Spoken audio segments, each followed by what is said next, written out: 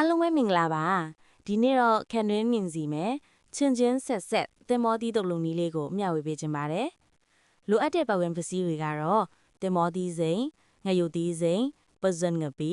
မန်ကြီးသီးမြက်အချို့မုံဒါမှမဟုတ်အသားမုံရေနွေးအရင်ဆုံးမန်ကြီးသီးမြက်ကိုရေနွေးလေးနဲ့အနှစ်ရအောင်စိမ်ထားမယ်ပြီးရင်တော့ပဇွန်ငပိကိုမွေးနေအောင်မီးအေးအေးလေးနဲ့ဖုတ်ပေးပါမယ်ငရုတ်သီးစင်းလေးတွေကိုလည်းညက်နေအောင်ထောင်းထားလိုက်မယ်နော်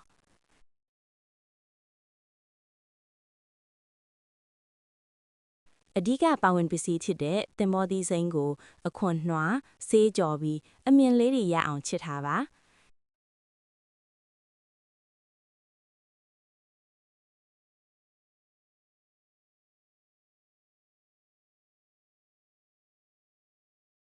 ပြီးရင်တော့ဇလုံးထဲမှာချစ်ထားတဲ့တင်မောသီးငရုတ်သီးထောင်ငပိဖုတ်မန်ကြီးမြက်ရည်နဲ့ဟင်းခက်မုတ်လေးတွေထည့်ပြီးအားလုံးနှံ့သွားအောင်တေးသေးချာချာနေပေးအောင်ပါပဲ